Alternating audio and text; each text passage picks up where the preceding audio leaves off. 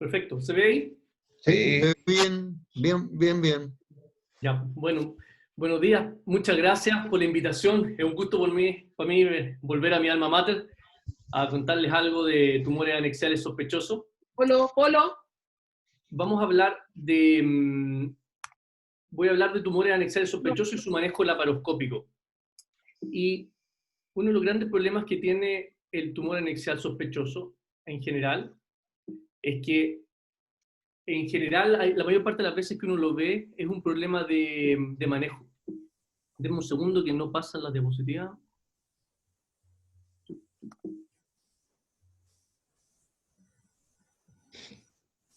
Ahí sí. Yo creo que lo principal de esta cosa es decir, ¿por qué algo es sospechoso? ¿Es sospechoso de qué? Y si uno es claro, es sospechoso de cáncer. Y si nosotros supiéramos que realmente el tumor anexial va a terminar siendo cáncer, ¿qué es lo que haríamos? Una resección completa del tumor, evitando la rotura y la contaminación, enviarlo a biopsia contemporánea y si es maligno, tapificarlo. Entonces, la pregunta que me gustaría hacerle a ustedes es, ¿qué cosa es diferente de esto cuando lo hacemos por laparoscopía? Y la respuesta es nada. Es exactamente lo mismo. Por laparoscopía tenemos los mismos principios y los mismos objetivos. Entonces, me gustaría que vieran este caso, porque siempre el tumor anexial manejado laparoscópicamente se asume como que el problema realmente es una cosa técnica, una cuestión de manualidad, de habilidad. Y como les decía, yo creo que es una cuestión más bien de principio y de técnica y de entrenamiento.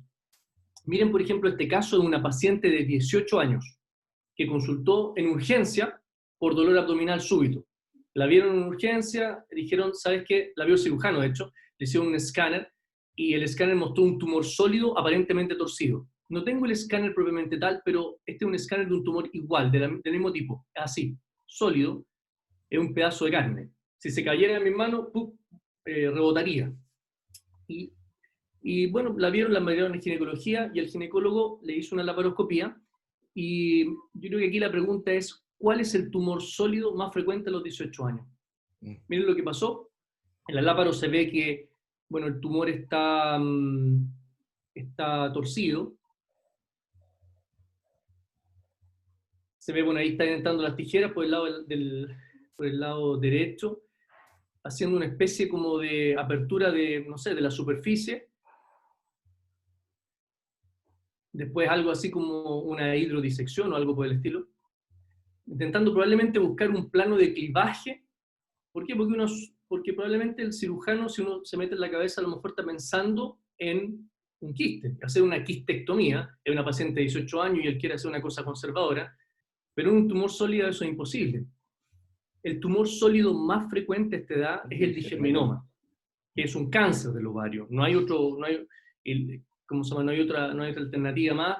Los tecomas, los fibromas no son tan frecuentes, pero esos son sólidos. Entonces, probablemente le costó tomar la decisión al cirujano porque no tenía un consentimiento para hacer una nesectomía o una oforectomía, y está hecha. Y cuando uno tiene un tumor de 9 centímetros, que es sólido, tiene que sacarlo de alguna manera. Y probablemente, bueno, esta es la morcelación, no es la mejor manera de sacar un tumor sólido. Y bueno, y lo que están viendo acá es la morcelación de un digerminoma, que llegó después con digerminomatosis peritoneales, que es tumor diseminado en la pelvis. Y ustedes pueden ver ahí que la cosa se pone ya después más fea y todo. Entonces, yo creo que cuando uno lo piensa, a mí me gustaría bien analizar el problema que les decía de las definiciones. Yo partiría con el concepto de sospechoso. Yo creo que hay que ser súper cuadrado porque en esta cosa de nosotros en la ginecología durante mucho tiempo hemos hablado de tumores complejos, de quistes mixtos, tumores mixtos, y realmente eso genera mucha confusión. Todo lo que están viendo ahí son tumores complejos, y ahí hay entre medio borderlines, hay cánceres, hay ¿cómo se llama? No digerminoma, hay endometrioma, endometriosis profunda, adherencia, y hay muchas cosas. En realidad el tumor anexial es un grupo específico que puede ser cualquier cosa. La idea es que en la actualidad tenemos grupos de expertos, como ustedes tienen en el hospital clínico, de gente que tiene una muy buena capacidad de predecir si algo es bueno o es malo.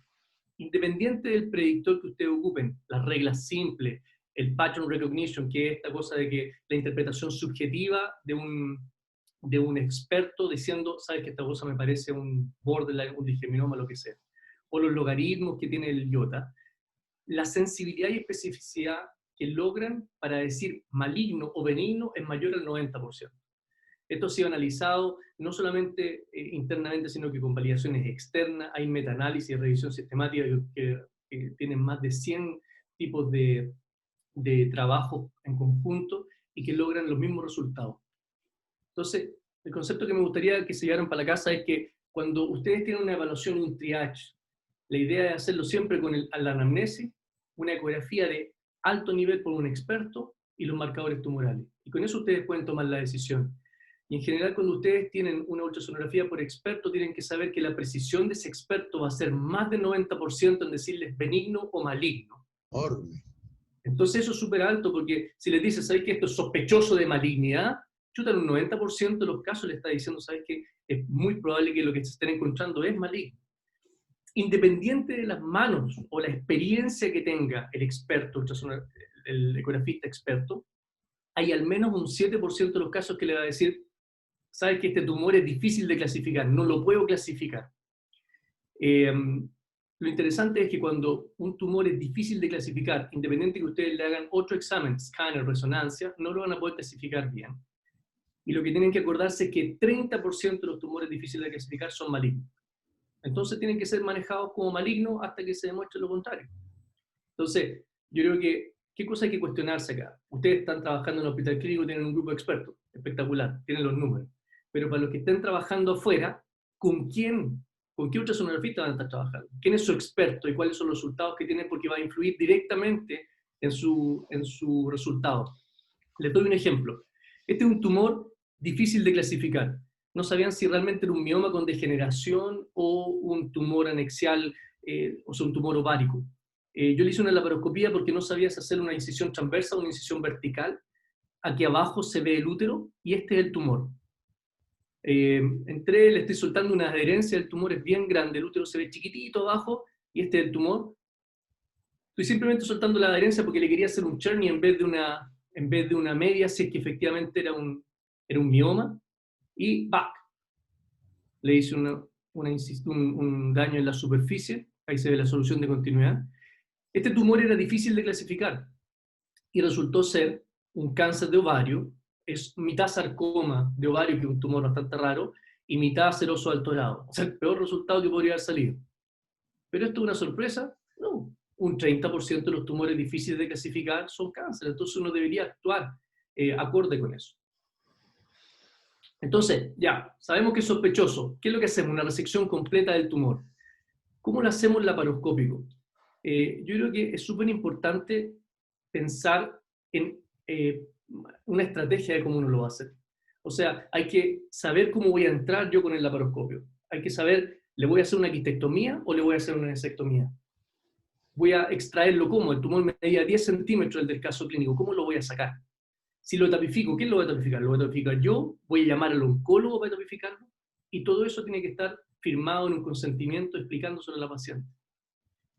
Por ejemplo, en adaptar, uno está acostumbrado habitualmente a entrar. Yo siempre entro directo en el ombligo, con el trocar directo en el ombligo. Muchos de ustedes a lo mejor entran con la BR en el ombligo. Entonces, la pregunta es, en la medida que uno va empujando acá los límites y va teniendo más experiencia, cada vez va haciendo tumores más grandes, tumores que tienen adherencia, tumores, por ejemplo, en el embarazo. Y ustedes tienen que pensar qué entrada van a hacer. Y la mayor parte de las veces pasa que uno ocupa su entrada accesoria, su segunda alternativa, en el caso que tiene menos experiencia, porque está acostumbrado a menos. Entonces, ¿qué es lo que les planteo yo? Ojalá puedan practicar con alguien entrenado que está al lado, en el próximo caso que tengan un caso simple, su entrada accesoria, por ejemplo, un Palmer Point. Entrar en Palmer es súper simple, en general tiene algunas cosas técnicas, pero uno pasa la aguja en la zona de Palmer, entra y después, por ejemplo, en el caso que está aquí abajo, entramos en Palmer Point, en una paciente con un tumor grande que está embarazada, y ahí pusimos un trocar óptico, un poco debajo del cifoide, vamos entrando muy, muy suave. Entonces uno tiene que manejar cómo entrar con un trocar óptimo, cómo hacer un Palmer Point, cómo hacer una entrada abierta. Miren cómo se ve. ¿Qué es lo primero que hacemos? ¡Pac! Vamos a mirar dónde está la aguja del Palmer Point. la sacamos, sabemos que no está haciendo un daño intestinal, por ejemplo, y nos encontramos con un tumor, un seroso de bajo grado en una paciente embarazada. O cómo hacer, por ejemplo, una entrada abierta que ustedes ya la conocen. Entonces, concepto para la casa, si están haciendo siempre una entrada, en el momento que vayan a hacer la esterilización, la salpingectomía, una situación simple, acompañado por alguien que tenga experiencia, hagan la otra entrada, para que practiquen y sepan cómo se llama, cuál es su segunda alternativa en caso de que la situación sea más compleja. Lo primero que hacen después de entrar, una inspección. Miren el caso de arriba, a la izquierda. Es una paciente de 22 años con un tumor que tiene 2 años o 2 años y medio de seguimiento. Que lo hemos encontrado un tumor insignificante y realmente un seroso bajo grado.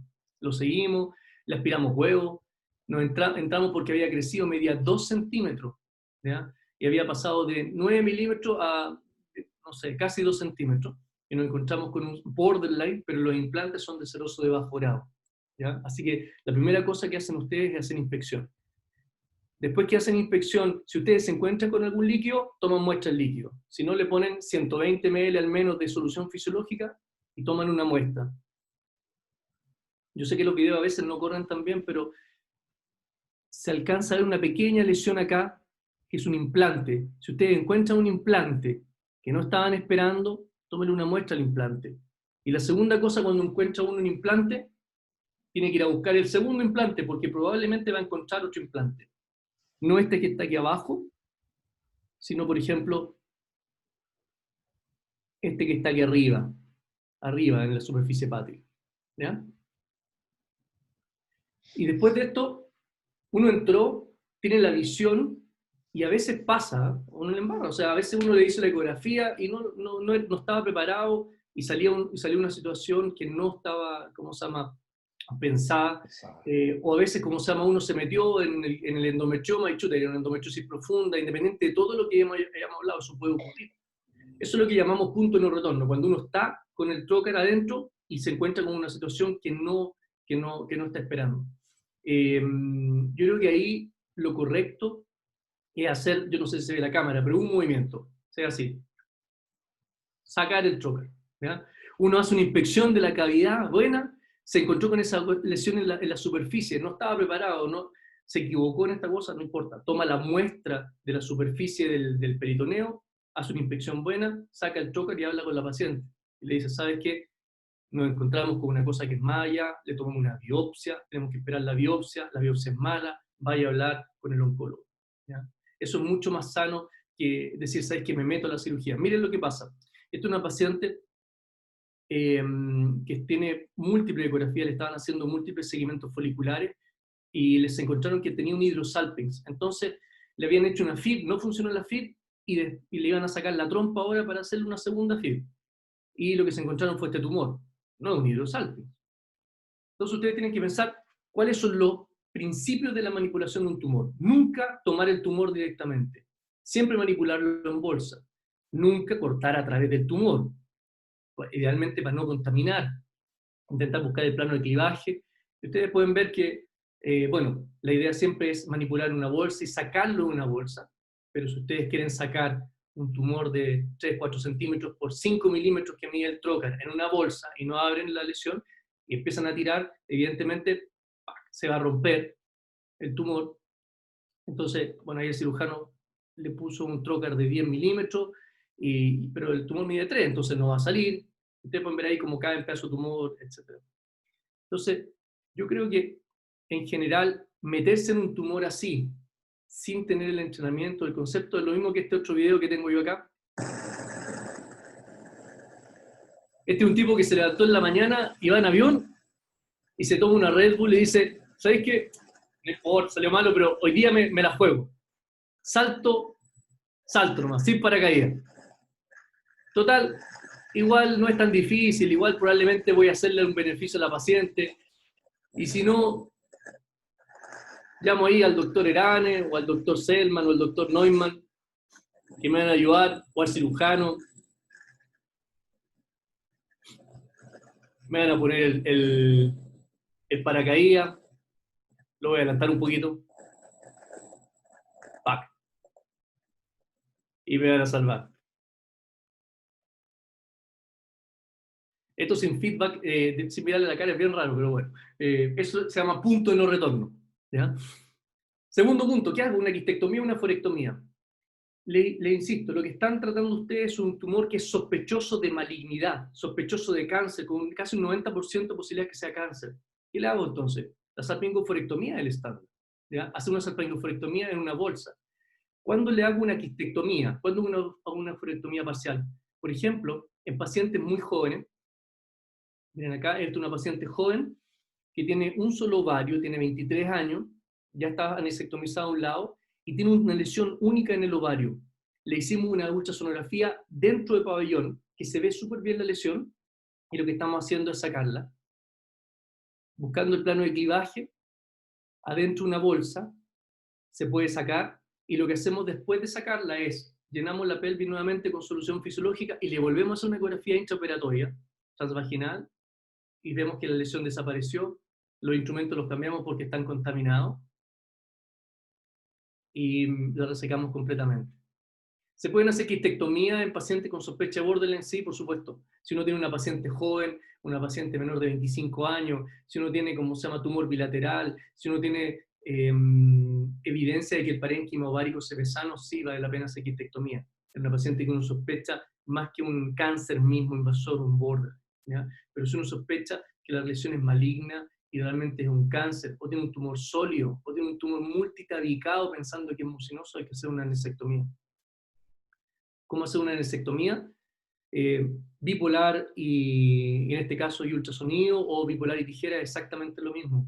Uno abre el ligamento ancho, lo primero que hace, pesca el peritoneo, abre el ligamento ancho, ¿por qué? Porque con eso se aleja del uréter. Hace una ventana y después va, lo primero que hace es mirar dónde está el uréter, está ahí, el uréter está acá, ustedes ven que da lo mismo el instrumento, da lo mismo el lado, siempre hacemos lo mismo. Hacemos la ventana, miramos dónde está el uréter, estamos seguros que la cosa se mueve, y ahí coagulamos el infundíbulo pélvico. ¿Por qué es tan importante eso? Porque ustedes tienen que saber que la segunda cirugía en que más se daña el uréter es la anesectomía. Y es la cuestión que parece más simple, ¿no es cierto? Bueno, por número también es la segunda que más se hace, pero es una cirugía en que podemos dañar el uréter ahí, y es la segunda más frecuente en ginecología. Y por último, ¿cómo lo sacamos? Miren el ejemplo de arriba. En este caso estamos haciendo una quistoscopía. Es decir, yo no lo estoy haciendo, este es un video de Clemón Fagan, perdón. Pero lo que se está haciendo es una quistoscopía. Se abre la superficie, se aspira, está dentro de una bolsa, y miren. ¿Qué les parece eso? ¿Benigno o maligno? No sabemos, porque esta cuestión es un laparoscopio, no es un microscopio. Entonces, el diagnóstico no está hecho con la cámara, el diagnóstico se hace cerrando la bolsa y enviándolo a biopsia rápida.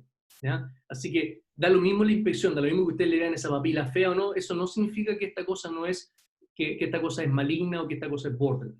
¿Ya? Ahí se está sacando, por ejemplo, por el ombligo, acá por el fondo del saco posterior. Puede ser la incisión transversa, pero en general si la lesión es más grande, mejor hacer una incisión como una U, en el sentido de los úteros sacros.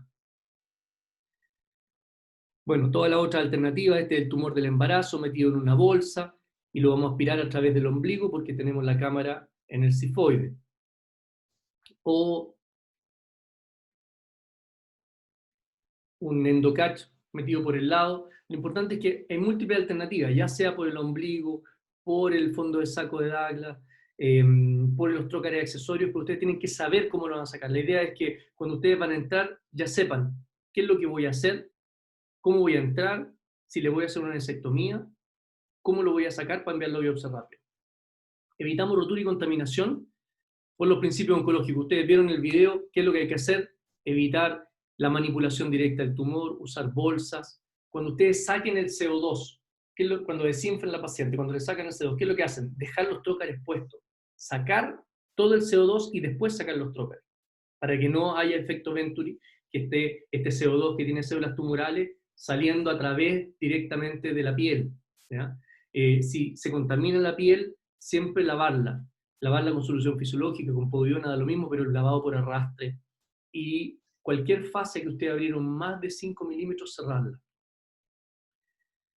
¿Por qué? Por el riesgo de metástasis en los trócares. Esto ha sido fue el fantasma durante mucho tiempo del manejo de los tumores sospechosos.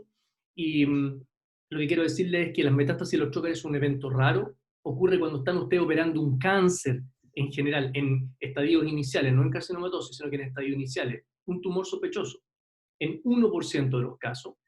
Y en general, entre 95 y 100% de los casos, hay otros sitios de carcinomatosis. Así que más que una enfermedad en sí mismo, es un marcador de que hay enfermedad avanzada. Pero evidentemente nada puede hacer que no respetemos los principios quirúrgicos. Y por último, sacarlo entero, ¿por qué es importante? Porque cuando uno rompe el tumor, eso siempre la duda está, chuta, se me rompió el tumor y este tumor estaba dentro del ovario, lo diseminé. Entonces, me va a bajar la sobrevida. Hay trabajo a favor, hay trabajo en contra. El más conocido es este trabajo de Ignaz Vergot, antiguo en Lancet, que decía que bajaba la sobrevida de una paciente en un 10%. Después aparecieron bastantes trabajos mostrando que no bajaba la sobrevida y que en general si la paciente se tapificaba bien, la mayor parte de esas veces que se rompía y que solamente había rotura del tumor, y ese era el único factor, y el tumor estaba confinado al ovario, no había diferencia significativa, pero la mayor parte de los que se rompían realmente eran porque habían adherencias que eran tumorales y eran estadios más avanzados. Entonces, yo creo que transmitirles que en general de rotura en sobrevida hay cierta controversia, pero este es el punto más claro, que cuando a usted le llega la rotura y uno está en comité oncológico, ¿qué es lo que pasa? El quimioterapeuta dice, ¿se rompió el tumor? Sí, quimio. No hay lugar a duda. No, pero es que fue un spillage, una manchadita, un poco, no, quimioterapia. ¿Y qué es esta quimioterapia que les damos? Miren, esta quimioterapia, esto es un trabajo bien, que da lo mismo el trabajo, así que están las placentas randomizadas a 3 ciclos versus 6 ciclos. Las pacientes que tenían que ir a 6 ciclos, solamente el 80% pudieron completar los 6 ciclos. ¿Por qué? Por la toxicidad de la quimio. Miren, granulocitopenia grado 4, es decir, menos de 500 glóbulos blancos dando vuelta a la sangre, 66%. Es tóxica esta cuestión. La neurotoxicidad grado 3 o 4, los pacientes no pueden escribir, les cuesta caminar, no tienen motricidad fina, 11%. 2 pacientes muertas por quimioterapia. Entonces la cuestión no es gratis. Entonces, como resumen, ¿qué me gustaría decirles? Que la relevancia en la sobrevida puede ser cuestionada, evidencia a favor, en contra, aparentemente no pasa nada, pero claramente si rompen el tumor, la sobrevida no les va a mejorar. Así que no lo rompan. Y muchas guías van a recomendarle quimioterapia. Así que eviten la rotura tumoral siempre, no tiene ningún beneficio para la paciente y al contrario puede implicar, ¿cómo se llama? Cosas como recibir quimioterapia. La biopsia contemporánea, yo solamente les quiero mostrar que así como yo hablo de la expertise que tienen que tener, la experiencia que tienen que tener, perdón, los ecografistas, es lo mismo con los patólogos. Si ustedes tienen un patólogo que ve todo, evidentemente no va a ser experto, pero en manos de patólogos expertos los resultados son mejores. Y para sus resultados va a ser mejor. Entonces ustedes tienen que preguntarse también, si están en otro lado, ¿quién es su patólogo? ¿Cuáles son sus resultados? Solamente ejemplo, metaanálisis de 11.000 CANs de tumores de ovario. La tasa de sensibilidad y especificidad en manos de expertos es súper alta, pero los borderline cambian hasta 20%. Esto lo hemos sabido siempre. Entonces, la pregunta para ustedes, ¿cuál es el resultado que tienen ustedes? Si ustedes están en el hospital clínico y el patólogo les dice, ¿sabes qué? Este es un borderline. ¿Cuál es la posibilidad que ese borderline termine siendo realmente un cáncer después? Nosotros en la clínica alemana tenemos 11%. ¿Ya? Y eso es importante porque sabemos cuál es el resultado. Entonces yo lo puedo transparentar con la paciente y decir, ¿sabes qué? Vamos a tapificar esta cosa como un borderline, vamos a sacar el ovario, el aumento, y existe una posibilidad de hasta 11% que sea un cáncer después, que cambie esta cuestión, que aumente. Y si es así, solamente en un grupo vamos a tener que hacer un restaging laparoscópico e ir a sacar los ganglios. Eso es importante para el consentimiento. Y lo último es la tapificación quirúrgica. Esta es la última parte. Es algo bastante simple. Ustedes pueden ver, y ustedes saben que en la tapificación quirúrgica, si nos salió malo, le hacemos anesectomía del otro ovario si es que no estamos preservando fertilidad, y la histerectomía. Sacamos el aumento y hacemos linfadenectomía pélvica y paraórtica. La pregunta es, ¿qué de esto es diferente de hacerlo laparoscópico? Lo mismo. Nada. Exactamente lo mismo. Y al contrario, además de equivalente, tiene múltiples beneficios. ¿Por qué? Porque ustedes siempre piensan en la laparoscopía, ¿qué es lo que decimos? No, es que duele menos, es que la paciente se recupera antes, que puede salir antes. Cuando un tumor benigno, no hay mucho cambio. Pero cuando una paciente tiene un cáncer, que tiene más riesgo de trombosis, que muchas veces tiene que ir a quimioterapia, es súper importante que se recupere antes. Hay progresivamente más data mostrando que es seguro claramente y que al menos no hay un compromiso a distancia de la sobrevida de las pacientes. Y la parte más difícil de la tipificación es una linfanectomía, ¿cierto? La linfanectomía paraórtica. Ustedes pueden ver aquí un abordaje laparoscópico lateral, por el lado izquierdo, se ve la ilíaca, se ve la bifurcación de la aorta, perfecto, la ilíaca común, ahí tenemos el uréter, la vena cava, este es un restaging de un cáncer de ovario seroso alto grado, la vena cava en la parte superior, la vena renal. La parte más difícil de una linfanectomía paraórtica es llegar a la zona renal izquierda, a los izquierdos. Ustedes pueden ver cómo está toda la zona izquierda completamente limpia, las arterias lumbares, ¿ya? Y si lo hacemos transperitoneal, lo mismo. Aorta, mesentérica, izquierdo, intercavo aórtico, hay una gasa ahí, estamos hablando.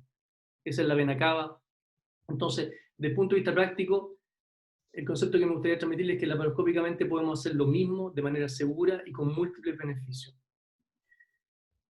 Cuando uno mira todas estas publicaciones que han salido, siempre, y el manejo laparoscópico, siempre sale lo mismo. Y a mí me gusta poner esto, yo creo que se lo he mostrado alguna vez, que siempre en PubMed uno lee, o en los papers, todos los procedimientos fueron hechos por cirujanos expertos, habilidosos, con experiencia en laparoscopía, por lo tanto, estos resultados no son proyectables a gente con menos experiencia. Entonces uno dice, chuta, yo soy una persona común y corriente, ¿cómo voy a progresar en esta cuestión? Y realmente lo que he visto yo para esto, para endometriosis, para lo que sea, es simplemente una cosa más bien, más que de habilidad, más que de talento, de conocimiento. Es una cosa de conocimiento, el de respetar los principios, el de tener una estrategia ordenada de cómo voy a hacerlo, quién lo voy a hacer, y si yo voy a tapificarlo o no, tener eso claro. Saber cuáles son las técnicas para hacerlo, y qué es lo que hay que hacer, entrenar dirigidamente esas técnicas, ¿ya? Y por supuesto tener un equipo que implica no solamente el equipo quirúrgico, sino que implica el ultrasonografista, el patólogo, porque eso, como les digo, les va a cambiar sus resultados. Así que en resumen, el manejo laparoscópico de los tumores sospechosos es al menos equivalente y con más beneficio. Así que si a usted le interesa, entrénese. La biopsia que muestra cáncer no puede ser una sorpresa. Por lo tanto, uno tiene que ir absolutamente claro que la paciente tiene este riesgo, anticípese. La rotura tumoral no parece afectar por sí mismo la sobrevida en las pacientes que están etapificadas, pero no rompe el tumor. Y la especialización del ginecólogo, del ultrasonografista y del patólogo es crucial para esto, así que trabaje en equipo. Bueno, fue un gusto hablar con ustedes y les agradezco por su atención. Marco, muy buena presentación. Generalmente la presentación es presencial y damos un aplauso. Online también. Gracias. Así que te felicito, muy, muy buena. Yo creo que damos paso a las preguntas, comentarios. Si hay alguna pregunta, encantado. Perfecto. Muy buena tu presentación, Marco. Me pareció precisa, concisa y sobre todo remarcando los conceptos que son muy importantes, que el conocimiento y estudiar bien a la paciente. Yo creo que eso es fundamental. Y es lo que hacemos todo lo que nos dedicamos a la parte de oncología, especialmente en mama.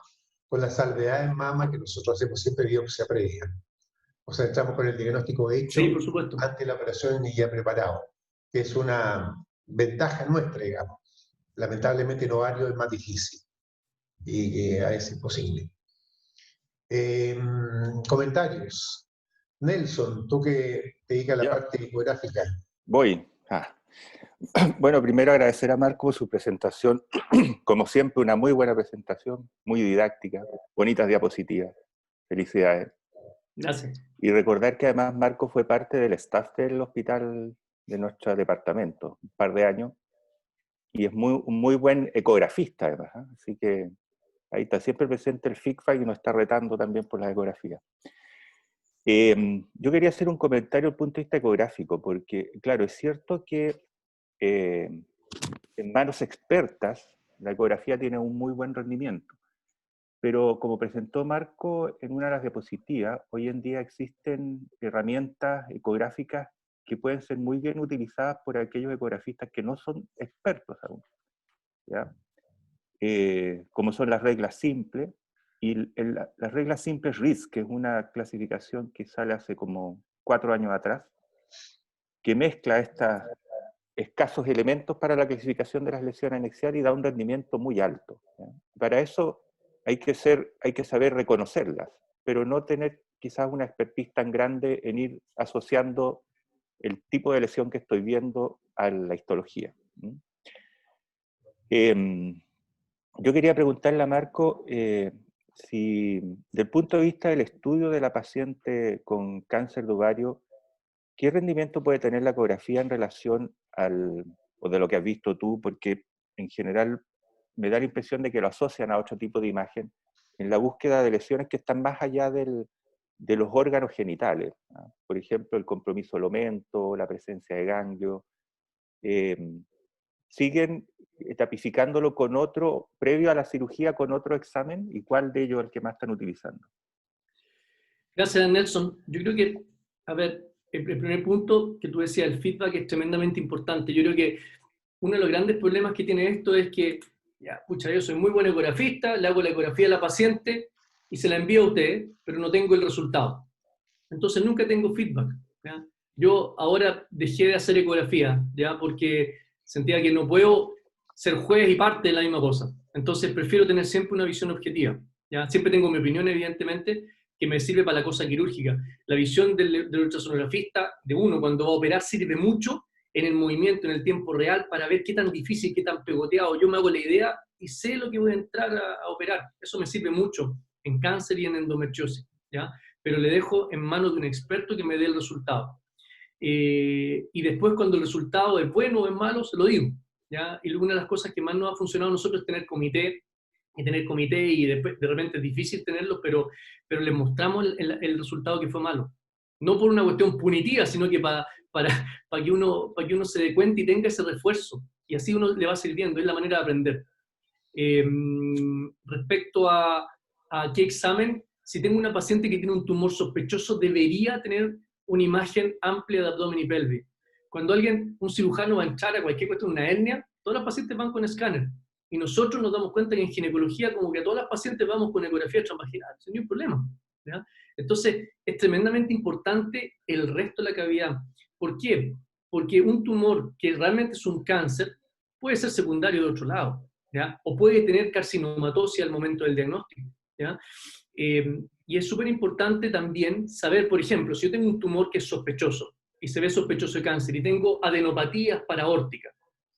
Si yo tengo adenopatías paraórticas, yo sé que tengo que ir a hacer un debulking de eso y la preparación es completamente diferente. O podría ser que yo realmente ya tenga carcinomatosis peritoneal de este tumor sospechoso y tenga compromiso intestinal y ese manejo es completamente diferente. En esa paciente muchas veces hacemos un láparo para tener la anesectomía, para ver si es citorreducible y esa paciente yo sé que va en un grupo que es diferente, va a ir a citorreducción. 30% de resección intestinal, 30% de cirugía abdominal, es un grupo absolutamente diferente. Respecto a si la ultrasonografía me puede decir si está comprometido el aumento del intestino, yo sinceramente creo que sí puede darnos cierta utilidad, pero el diagnóstico de eso es histológico, ¿ya? Cuando tengo un tumor que está aparentemente confinado al ovario y tengo un escáner negativo, yo sé que si etapifico a esa paciente y saco el aumento, la adenopatía y las muestras peritoneales, 25 a 30% de los casos va a ser un cáncer diseminado y va a tener enfermedad microscópica, ¿ya? Es por eso que todavía tapificamos quirúrgicamente, a pesar de que el escáner me dijera no tengo nada, ¿para qué le voy a sacar ganglios sanos? Es porque en ganglios solamente 14% o 15% de las etapas 1, que aparentemente son 1, que yo tengo el laparoscopio y no veo nada, y los ganglios son de tamaño normal, 15% tienen cáncer. Y el cambio ahí es sobrevía sobre 90%, sobrevía 50%. Quimioterapia es diferente. Entonces, si hay un cambio. Si la ultrasonografía me dijera, aparentemente tengo comprometido el recto, me cambiaría en el sentido que digas, chuta, esta cuestión es avanzado, si el escáner no lo está viendo, igual tendría llamado al coloproctólogo. En ese sentido me cambiaría, pero la voy a tapificar igual, estoy hablando de tapificación siempre, no de todos los cánceres, sino que de los serosos de alto grado, ¿ya?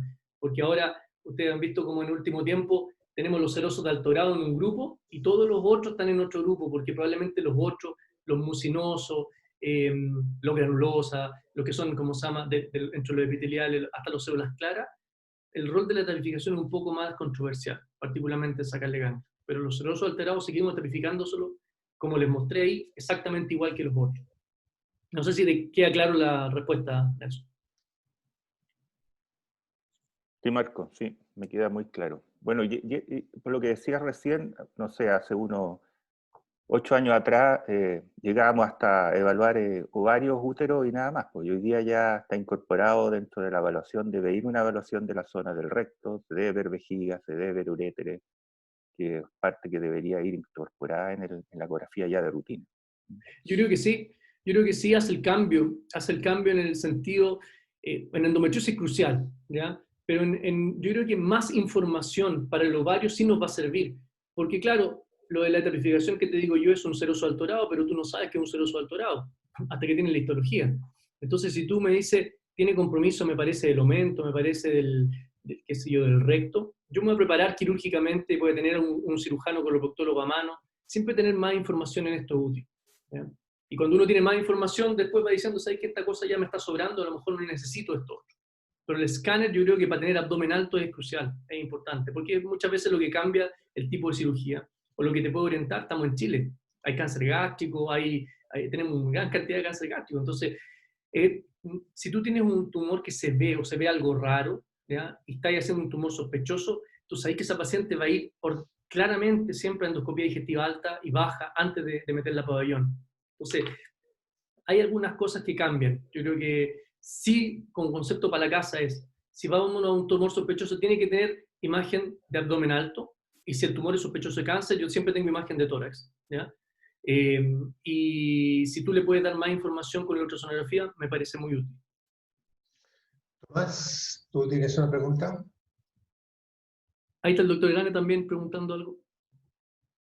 Tomás, Sí, sí, doctor Irani. bueno, hola Marco, hace tiempo que no nos vemos, así que un gusto. Y Hola, doctor. te felicito por la presentación, efectivamente muy clara, muy didáctica. Y bueno, solamente un par de cosas. En buena parte de la presentación justamente mostraste lo que no hay que hacer, ¿ah? Y es Sí. una de las cosas importantes de saber, y especialmente para el ginecólogo no oncólogo.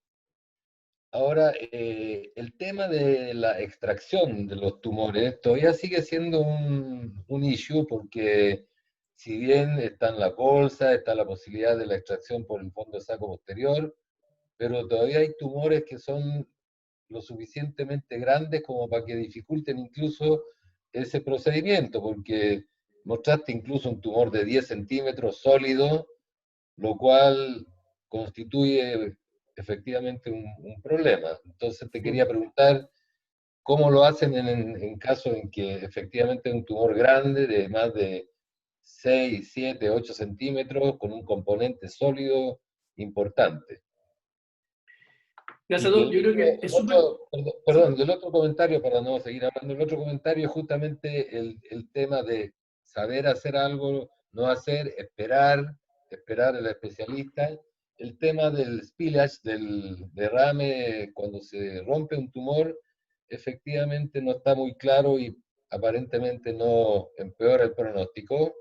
Lo que sí es importante considerar, ¿no es cierto?, el caso de que por algún motivo haya un tumor maligno y no se completó la cirugía en la primera instancia, ahí sí el delay tiene que ver con la sobrevida. Entonces, todavía, ¿no es cierto?, está el concepto de que si la reoperación se efectúa dentro de los primeros 15 días después de la primera operación, es más ventajoso y más beneficioso que si se demora mucho más.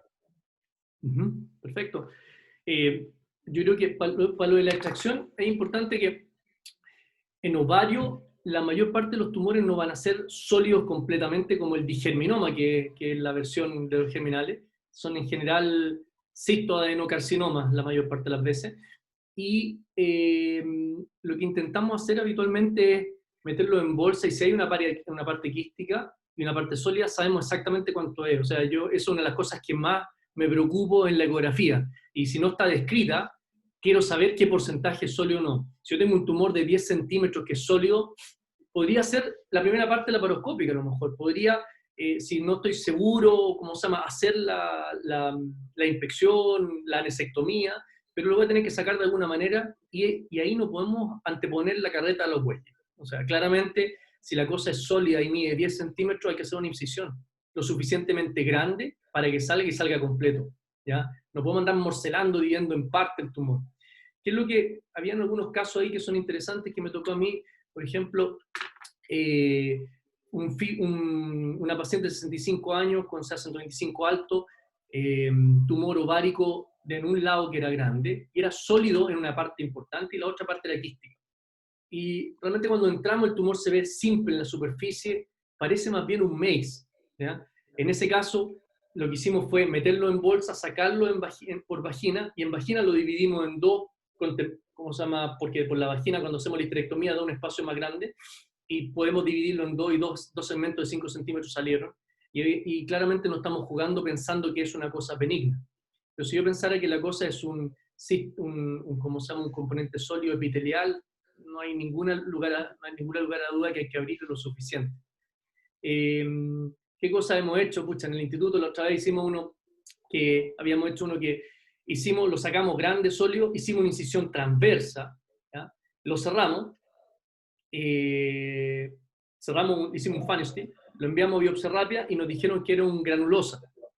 Entonces ya teníamos cerrado el Fanesteel y lo hicimos laparoscópico, lo hicimos los ganglios laparoscópicos, en el tiempo que todavía le hacíamos a los granulosas laparoscópicos, ¿ya? ¿Por qué? Le insisto, porque una incisión vertical, con toda la morbilidad que tiene, evidentemente va a diferir muchas veces la necesidad de un tratamiento, como la quimioterapia.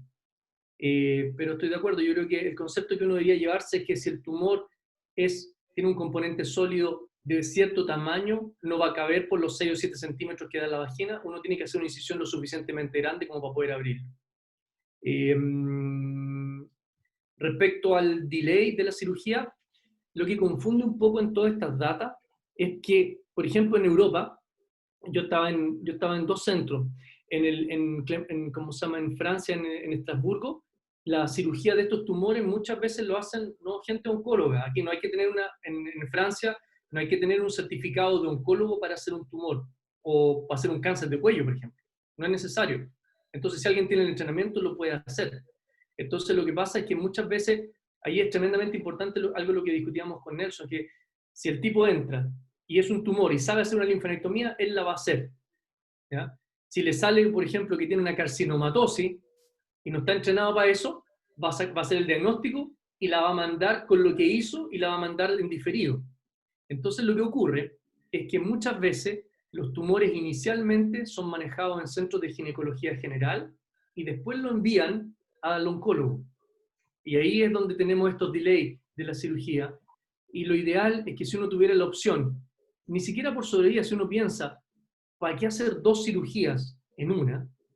Si tiene 2 riesgos de anestesia, entrada y todos los riesgos que tiene una cirugía, lo está duplicando. Simplemente si uno tiene la opción de hacerlo en uno. Eso es el enfrentamiento que tenemos acá para Chile. ¿Por qué? Porque en Chile tenemos ginecólogo, oncólogo, tenemos toda esta acreditación y es un poco diferente. Si uno está en un lugar como en Francia en que no tiene acceso a ginecología oncológica siempre y tienen que resolver el problema, claro, tiene un poquito más de lógica probablemente que haga la cirugía el ginecólogo general sin romper el tumor, haciendo un buen inventario de la cavidad, mandándolo a biopsia y que si le sale malo, se lo manda al oncólogo. Pero esas son las controversias que hay en la cirugía. Perdón, esas son un poco las controversias que hay en la literatura. ¿Por qué pasa esto de que, chuta, no suena como lógico que mejor que la operen todos los ginecólogos oncólogos? Y porque la tarifican al tiro. Pero ocurre que en el resto de los países, en Brasil, por ejemplo, ya en Argentina, no hay una certificación ni una obligación de que un oncólogo tenga que operar. Y como no tenemos una biopsia previa, como es en mama, chuta, muchas veces tierra de nadie, y eso se presta para que un ginecólogo general entre al tumor y puede ser un cáncer, pero puede ser cualquier cosa, ¿ya?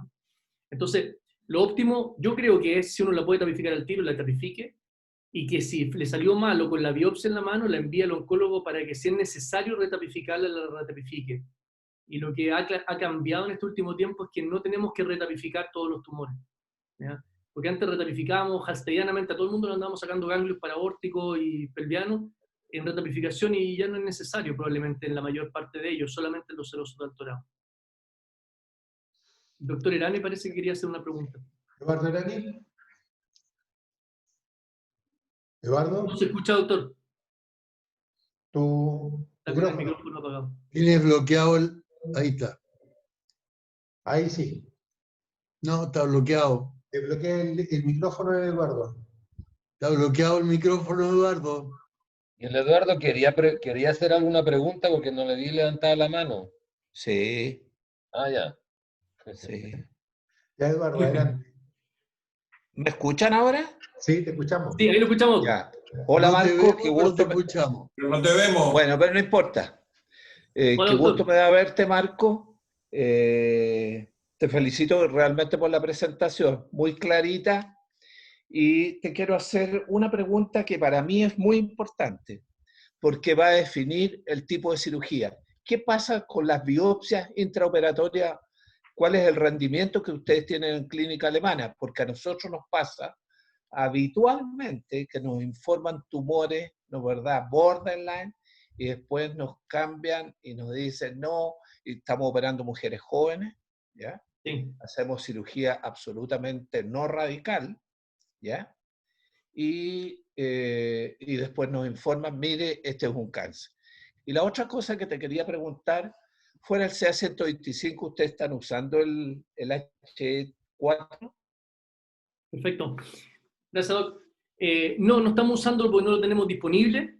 Yo creo que cuando uno mira los trabajos de usar el H4 o sea, cuando uno mezcla CA125, ultrasonografía de experto, con o sin otros marcadores estamos hablando para epiteliales, no hay un cambio significativo, ¿ya?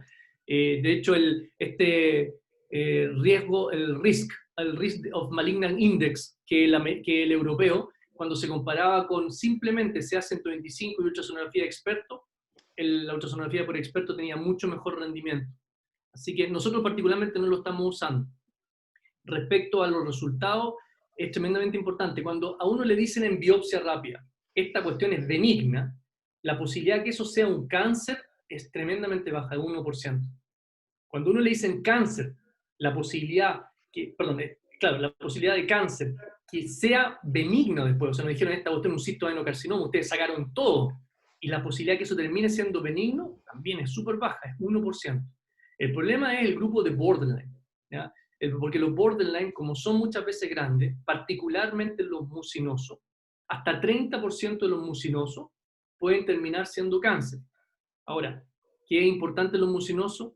Que la mayor parte de los mucinosos que terminan siendo cánceres tienen un patrón que se llama expansivo.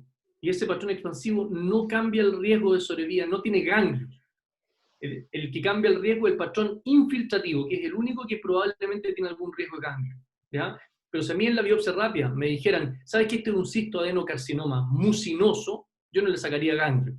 Así que el gran rollo para después, cuando uno le llega a la diferida, si cambió, si hizo este famoso upgrade y se transformó de borderline a cáncer en mucinoso, no me va a cambiar mucho la conducta.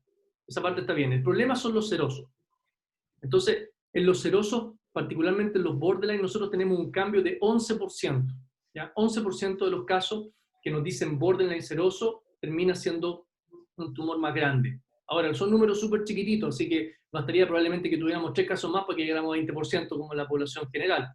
Pero el concepto que hacemos nosotros es, siempre que yo tengo un tumor sospechoso, le explico a la paciente, ¿sabes? La posibilidad de que vamos a trabajar según la biopsia rápida, lo vamos a hacer conservador y vamos a, si nos dice borderline, vamos a sacar simplemente el ovario, el aumento y las biopsias peritoneales.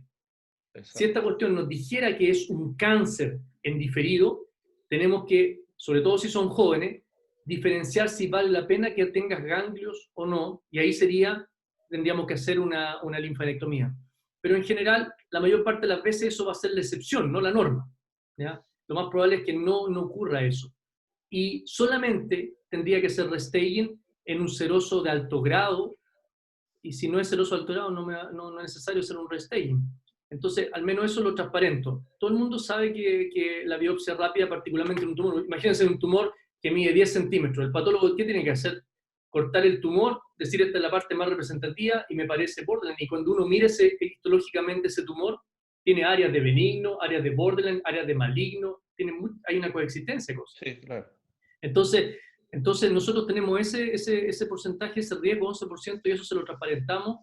Y yo siempre sí le saco el aumento a las pacientes, le hago una tamificación peritoneal a las pacientes, porque si el aumento está comprometido, no está comprometido, en general en los restaging no hay otra área en que uno se encuentre los antiguos implantes no invasores. Y listo, y ahí se acabó el problema. El aumento es el área que siempre está comprometida, más que las biopsias peritoneales. Entonces lo único importante es hacer una omentectomía y tomar una muestra del aumento, no una omentectomía radical. Sí, claro. Lo que no hacemos es tapificar con este concepto que hacían antes, antiguo de al menos borderline. Que no decía, chuta, capaz que me hagan el upgrade, entonces le tapifico como si fuera un cáncer para protegerme, porque ahí tapifico el 90% de los pacientes de más. No se justifica. ¿Ya? Ya. Eso es lo que hacemos nosotros. Perfecto. Marco, y si tiene algún componente que le da, ¿no verdad?, un perfil más invasor, por ejemplo, un componente micropapilar, ¿ya? Sí. O si tiene metástasis invasora, ¿ustedes cambian ahí todo su...? Sí, por supuesto. ¿Cómo se llama? Yo creo que lo importante de eso no es tan fácil que el patólogo en la rápida diga que es micropapilar, pero a veces lo dice. Si es micropapilar, en general sabemos que es el que más cambia, que es el que más hace upgrade. ¿Por qué? Porque los micropapilares, primero que nada, el 50% tiene implantes afuera. Así que hay que tapificarlos siempre y sacarle siempre aumento y peritoneo. El problema es que los micropapilares, realmente desde el punto de vista genético, la mayor parte de las veces, cuando tienen implantes que se llaman invasores, corresponden realmente a un grupo más, a un seroso de bajo grado. Ustedes saben que existen los borderline, serosos de bajo grado y serosos de alto grado. ¿Ya? Durante mucho tiempo dijimos borderline con implantes invasores. Es una cuestión media rara, o sea, como que el borderline es borderline en el ovario, pero el implante realmente tiene un comportamiento más agresivo. Lo que se ha visto genéticamente es que ese implante invasor tiene el mismo comportamiento realmente, no como borderline, sino que tiene el mismo comportamiento en sobrevida y en recurrencia como un seroso de bajo grado. Así que la clasificación cambió, y cuando uno tiene un borderline que tiene implantes invasores, lo retapifica realmente como un seroso de bajo grado. Ahora, los serosos de bajo grado, en general, no se justifica hacer linfadenectomía porque el riesgo de compromiso linfático es 3%, es bajo en general. Así que tampoco cambiaría mucho. Pero si a mí me dicen micropapilar y a alguien por ejemplo, llegó una biopsia de otro lado, que le sacaron un tumor X, y la biopsia me la trae la paciente, que le sacaron el ovario nomás o el quiste, y es micropapilar, lo que hago primero es revisar la biopsia, porque varía mucho según la expertise del patólogo. Y hay un porcentaje hasta 10% solo que en la biopsia diferida cambian. Así que revisamos la biopsia. Y si el apellido dice micropapilar, es el único borderline que yo entraría a retapificar, ¿ya? Porque tiene más posibilidades de realmente ser un seroso de bajo grado. Perfecto. Ok, muchas gracias, Marco. De nada, doctor. Última pregunta, dado que estamos avanzados en la hora. ¿Alguien quiere opinar algo? Tomás.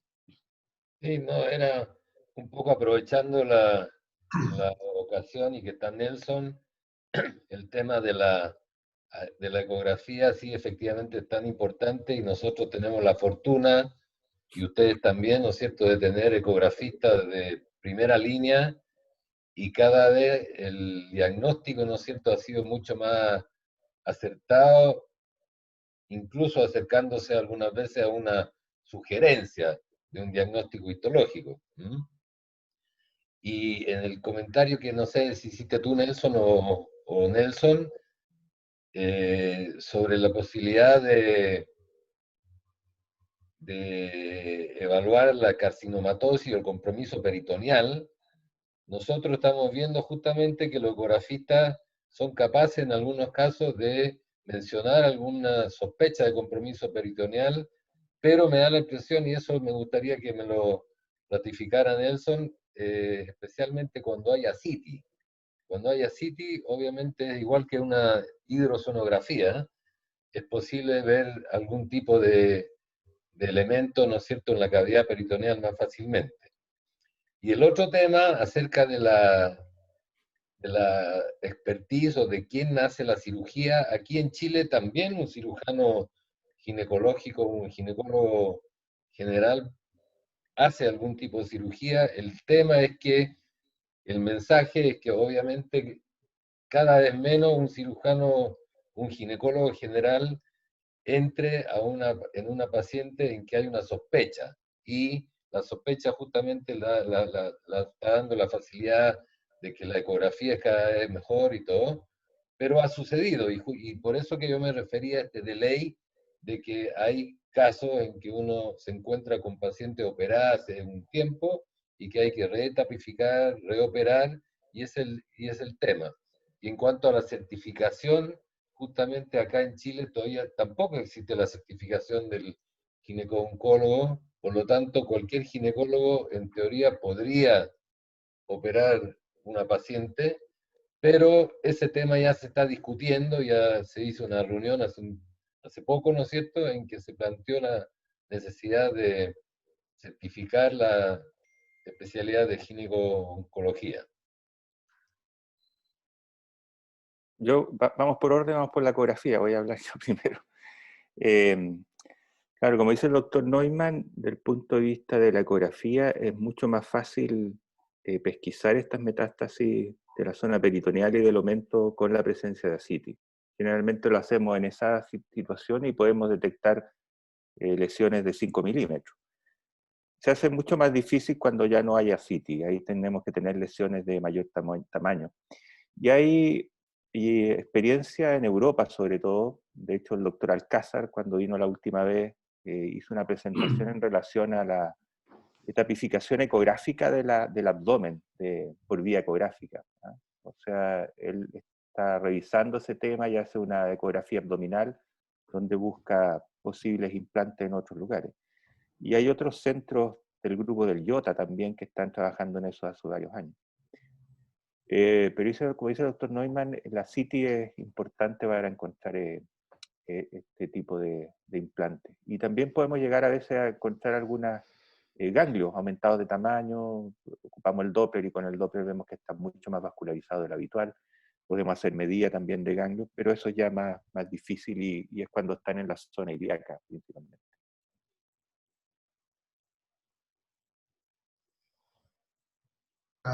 ¿Algo más? Marco, ¿quieres decir las últimas palabras? No, nada. Como se llama, muchas gracias por la invitación. Es un gusto hablar con usted, aunque sea a distancia. Si a alguien le interesa o necesita la presentación, se la puedo mandar encantado. Así que un gusto. Okay. Sorry por el atraso. Mi teléfono ha funcionado. Yo creo que me gasté todo el 4G del teléfono, pero funcionó. Así que un gusto hablar con ustedes. Muchas gracias. Nuevamente, Marco, muchas gracias. Bueno. Realmente ha sido un placer para nosotros también escucharte, ya que eres un antiguo de la casa. Mucho tiempo estuviste por acá también y tu presentación ha sido muy, muy buena. Así que felicitaciones y nuevamente muchas gracias. Vale, encantado. Que esté muy bien. Nos vemos. Gracias. Chao. Chao. Chao a todos. Que lo pasen bien. Cuídense. Chao, chao. Nos vemos la próxima semana.